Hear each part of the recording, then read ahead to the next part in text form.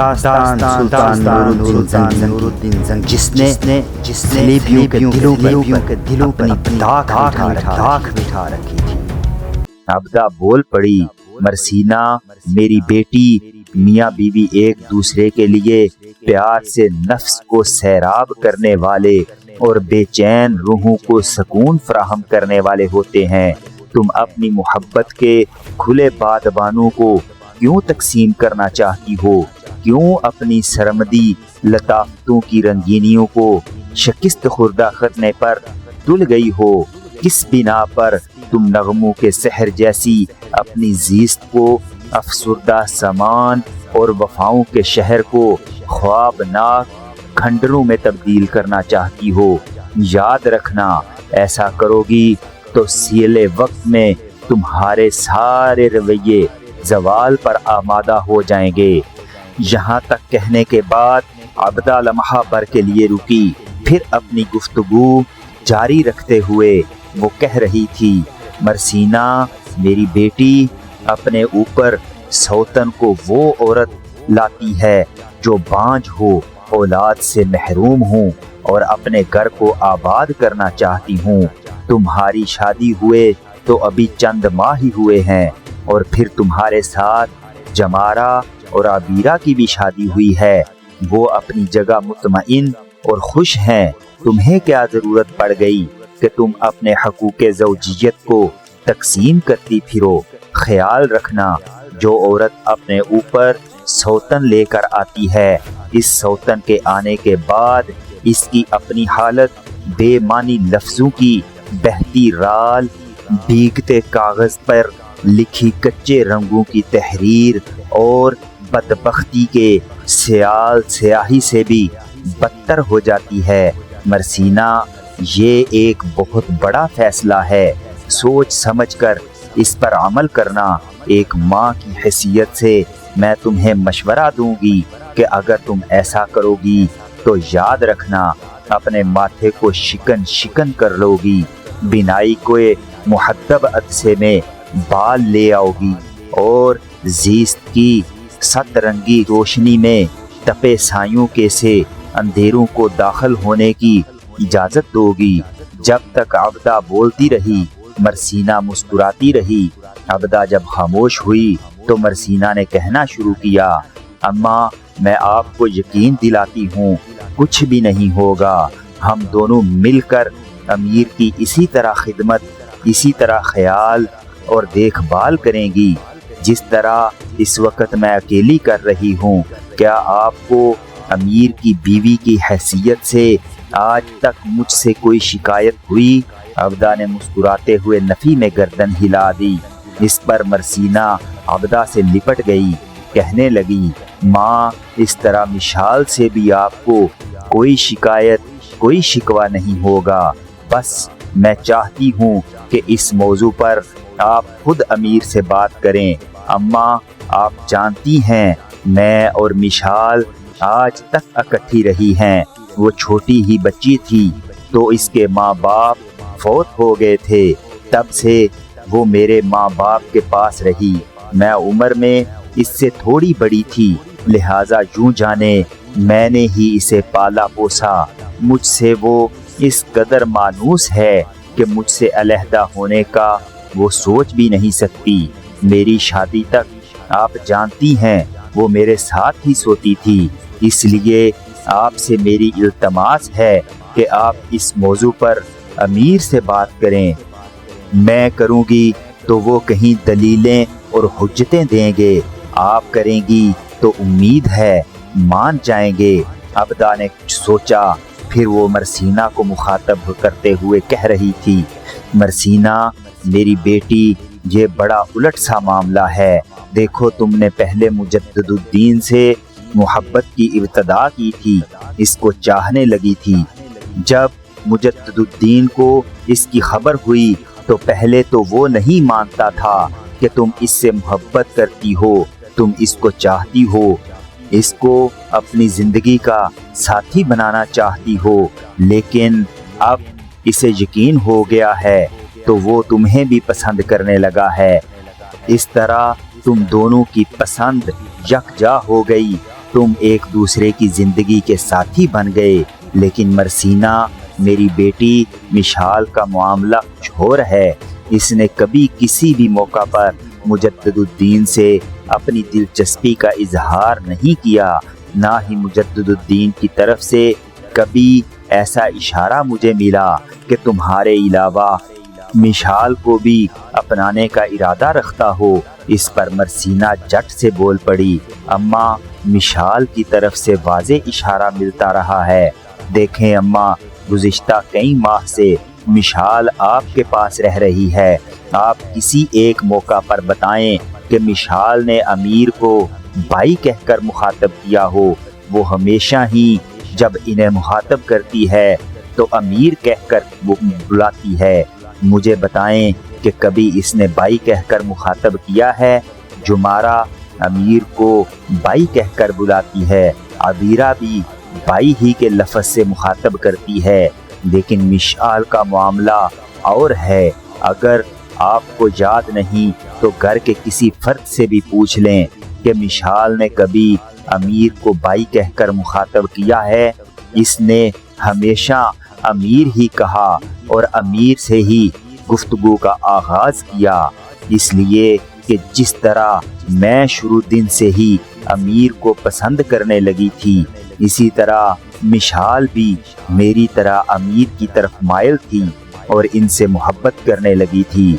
और फिर अम्मा, हम दोनों बहनें इकट्ठी रह सकती हैं, अमीर की खिदमत मिलजुल कर सकती हैं।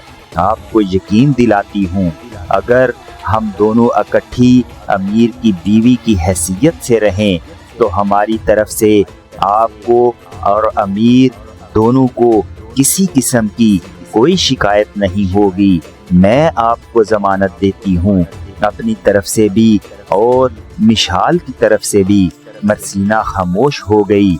जवाब में अबदा चुप रहकर कुछ सोचती रही, फिर धीमे से लहजे में कहने लगी, मरसीना मेरी बेटी, ये तुमने नया मौजू और नया मसला ही खड़ा कर दिया है। ये तो तुम ठीक कहती हो कि मैंने कभी भी मिशाल को नहीं सुना कि इसने किसी भी मौका पर मुजद्दुद्दीन को भाई कहकर मुखातब किया हो। हमेशा अमीर ही कहती है, लेकिन मुझे क्या खबर थी कि इस तर्ज़ मुखातब के अंदर भी बहुत से तूफ़ान पिन्हा हैं। बेटे, ये ऐसा मसला है जिसे मैं अकेली हल नहीं कर सकती। इस सिलसिले में पहले मैं मिशाल से बात करूंगी, फिर सारे ख़ानदान के अफराद को इत्तमाद में लूँगी, इसके बाद मैं तुम्हें कोई जवाब दूंगी। तुम ऐसा करो, मिशाल को मेरे पास भेजो, मैं खुद इससे बात करूंगी, लेकिन तुम इसके साथ मत आना। मैं इस मौजू पर तन्हाई में इससे गुफ्तगू करना चाहती हूँ। अबदा के इन अल्फाज पर मरसीना खुश हो गई थी। जिस लगाने के अंदाज में उठी, फिर वो भागती हुई बाहर निकल गई थी। थोड़ी देर बाद मिशाल आहिस्ता आहिस्ता चलती गर्दन को झुकाए इस कमरे में दाखिल हुई। इसकी ये हालत देखते हुए अबदा अंदर ही अंदर मुस्कुरा रही थी। फिर हाथ के इशारे से इसे अपने पहलू में बैठने को कहा। ये इशारा पाकर मिशाल आगे बढ़कर बिल्कुल हल्के फुल्के फूल की तरह अबदा के पहलू में बैठ गई थी। कुछ देर खामोश रही, फिर अबदा ने मिशाल की तरफ देखा और गुफ्तगू का आगाज़ किया। मिशाल मेरी बेटी, क्या तुम जानती हो थोड़ी देर पहले मरसीना किसी मौजू पर मुझसे गुफ्तगू करके गई है। मिशाल कुछ न बोली, इसने असबात में गर्दन हिला दी थी। फिर इस पर मुस्कुराती हुई आवाज़ में अबदा फिर बोल पड़ी, बेटे, इस मौका पर इशारों से काम नहीं चलेगा, मैं तुम्हारे मुंह से कुछ सुनना चाहती हूँ। मिशाल ने एक दुज़दीदा निगाह अबदा पर डाली, फिर बिल्कुल मदहम सी आवाज़ में कहने लगी, अम्मा, जिस मौजू पर वो बात करके गई है मैं जानती हूँ। अबदा मुस्कुरा दी। फिर इसने दूसरा सवाल दागा, मिशाल, मरसीना की तरह तुम्हारी हैसियत भी मेरे यहाँ बेटी की सी है, جو کچھ میں پوچھنے لگی ہوں بیٹی، اس کا جواب اپنے دل پر ہاتھ رکھتے ہوئے دینا، جھوٹ نہ بولنا۔ وقت گزارنے کے لیے کہیں ایسا نہ ہو کہ تم کسی کے ابھارنے پر کوئی جذباتی فیصلہ کر بیٹھو۔ اس موقع پر میرا سوال یہ ہے کہ جس موضوع پر مرسینہ میرے ساتھ گفتگو کر کے گئی ہے، اس کے لیے مرسینہ نے تمہیں تیار کیا ہے؟ مشال نے چونک کر عبدہ کی طرف دیکھا، پھر کہنے لگی، نہیں اماں، ایسی کوئی بات نہیں، وہ میری بڑی بہن ہے، گو ہم دونوں میں عمر کا بہت تھوڑا فرق ہے، لیکن میں نے ہمیشہ اس کی عزت کی ہے۔ اس نے آج تک جو بھی قدم اٹھایا میری بہتری، میری بھلائی کے لیے اٹھایا۔ جس موضوع پر اس نے گفتگو کی ہے، اس موضوع پر اسے گفتگو کرنے کے لیے بھی اماں میں نے ہی کہا تھا۔ عبدہ نے کچھ سوچا، پھر دوبارہ بول اٹھی، بیٹی، مرسینہ اور مجدد الدین کی شادی تو اسی بنا پر ہوئی تھی کہ مرسینہ نے مجدد الدین سے محبت شروع کی تھی، جس کے نتیجے میں دونوں کو یکجا کیا گیا۔ کیا تمہارے سلسلے میں بھی میں سمجھوں کہ تم مجدد الدین کو چاہتی ہو؟ کیا یہ چاہت تمہاری طرف سے ہے یا ایسا کرنے کے لیے تمہیں مرسینہ نے کہا ہے تاکہ تم دونوں بہنیں اکٹھی رہ سکو؟ مشال نے ایک لمبا سانس لیا، پھر عبدہ کی طرف دیکھے بغیر کہہ رہی تھی، اماں ایسے جذبے کسی کے کہنے پر سر نہیں ابھارتے۔ عبدہ مسکرانے لگی، اس کے بعد پھر پوچھا، تو کیا میں سمجھ لوں مرسینہ کی طرح کہ تم بھی شروع سے ہی مجدد الدین سے محبت کرنے لگی تھی؟ مشال نے کچھ سوچا، پھر انتہائی میٹھی آواز میں وہ کہہ رہی تھی، اماں برسوں نہیں صدیوں بلکہ کرنوں سے ہر عورت اپنے احساس، قرب اور تحفظ کے لیے اپنی زندگی کے ساتھی تلاش کرتی رہی ہے۔ روز و شب کے ہنگاموں اور لیل و نہار کی اس گردش میں گزری ہوئی راتوں کی طرح رواں رواں ہو کر عورت اور مرد ایک دوسرے سے محبت کرتے رہے ہیں۔ جس طرح میری بہن مرسینہ نے زیست کے ریگزاروں میں امیر کو موسموں کے خمار کی طرح چاہا، اسی طرح شروع دن سے ہی میرے خوابوں کی پاتال میں امیر میری زندگی کا انتظار بن کر داخل ہو گئے تھے۔